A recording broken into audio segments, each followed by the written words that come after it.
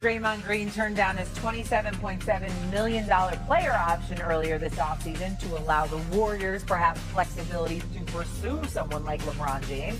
Draymond Green and the Warriors agreed then to a one-year $27.7 million deal just yesterday. He's known to do, Draymond Green took to his podcast to discuss the pursuit of LeBron James. You look at Golden State, and I ultimately don't think Bron was ever able to get over the history. And I understand it. I get it. What we all ultimately always knew is like, that's the hurdle to get over. We live in a day and age where everybody who doesn't have anything to say have something to say. He's going to get crushed if he comes to the Warriors. Oh, man, you went to team up with Steph. You had to go to them, And I think ultimately that weighed in on the decision a lot. And I ultimately think that played a big role in the Warriors not landing LeBron.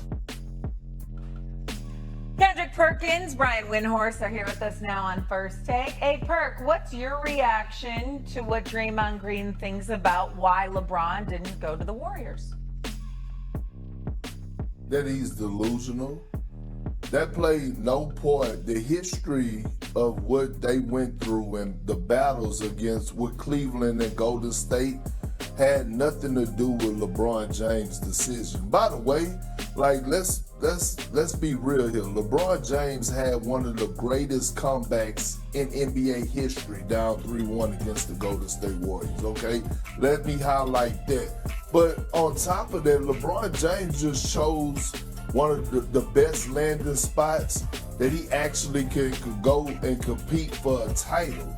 When you look at the Golden State Warriors roster, and I look at it from top to bottom, yes, you're going to team up with Steph. Yes, it's going to be must-see TV. But outside of that, it's too much uncertainty, right?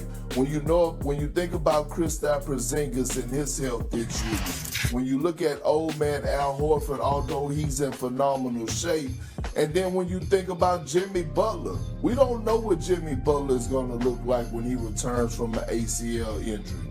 On top of that, you're in the stacked Western Conference, a tough Western Conference with Wemby, SGA, Ant-Man, and Luka in there. So again, the best landing spot for LeBron James, in my opinion, was in the Eastern Conference, and it happened to be the Philadelphia 76ers. But as far as the history playing a part in it, Draymond was delusional, and he knows. Wendy. So here's the thing, Perk. I was sitting with Iman Shumpert, the day that LeBron announced he was leaving the Lakers. And when the Warriors came up, the face that he made, Perk, I mean, like you were with the Cavs several of those finals, and Shump was there for 3 of them, including 16.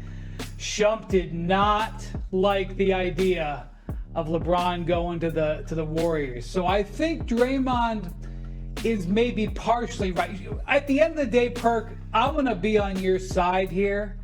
I think the Warriors weren't good enough. And bottom line, he's trying to win another championship. And if he thought the Warriors were good enough, he'd have gotten over it. Okay? And he went to Philly because he thinks they're better than the Warriors. I mean, even the Warriors are admitting that they got some problems right now.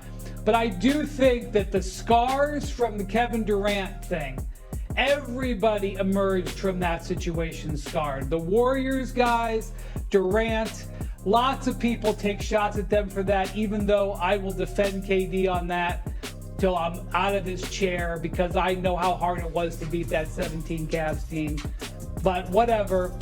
This is Draymond talking like somebody who's got scars from the KD experience and where people tried to invalidate those titles and have taken shots at KD. I think on the pie chart, that was there. Only LeBron really knows. On the pie chart, it was there. It was not the biggest piece. I think Perk is right. The biggest piece is the quality of the team, but I don't think it meant nothing. Yeah, I happen to agree with you, Brian, on that. I think he was just going to go to Philly, and I think he showed some guts by going to Philly because the Philadelphia sports fan does not care what LeBron did with the Lakers or Cleveland or Miami. That is a tricky fan base. They're not interested. So he goes there, his legacy is fine nationally, but the Philadelphia sports fan doesn't care about his legacy. That fan base is feisty. So as a result, he's got to go there and he's got to win. But I give him credit because he could have gone to Miami, nobody would have said a word. Riley, Spoelstra, Giannis. Could have gone to Cleveland, go back home, nobody could say a word. Is back home. Could have gone to Golden State, play with Curry.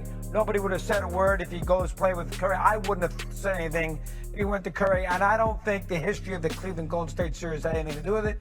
I think he saw the Knicks haven't won in 53 years and all the juice that provided. Philadelphia hasn't won in 43 years. I think he sees that as some fun. And I do think what Perk said, there's some truth to it. No San Antonio, no OKC. The East is far more wide open in my eyes than the West is. And I'll say one other thing that I've said a couple times this week already. People are going to think I'm crazy. I think this is actually good for the Knicks. I think the Knicks now will go into the season. Everybody will think about Philadelphia, think about Miami with Giannis, what the Celtics look like.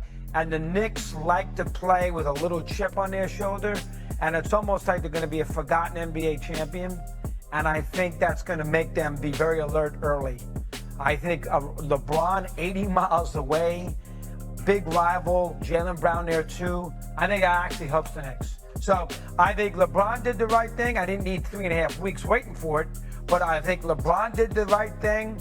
I think it's good for the NBA. And don't put the first game of the year Philadelphia and the Knicks. It's an 82 game schedule. Put it in the middle of the season when there's nothing like going Christmas on. Day, doesn't it? We don't need Knicks Sixers in October up against World Series. They played 4 times, dog. 4 times, but don't do it the first game, though. I mean, geez, we're going to watch the first game anyway. But I do think overall, I think the whole picture, I haven't had a chance to talk about this, so I've been dying to say it. Go ahead, I think the whole idea is LeBron and Philly is very good for the NBA. That'd be my take. I tend to agree with you guys. I think it had more to do with anything that how competitive the West is. The East just feels a little bit more wide open. However, the Warriors now, okay? They're essentially returning a team that looks very much like the one they had last year. They have not signed any new players during the offseason, obviously outside of the draft. Where do the Warriors now go from here, Wendy?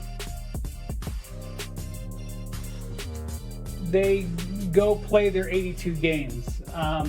The people are asking the question, what does this do for the Warriors? And the last 3 years, guys, they finished 10th, 8th, and 10th.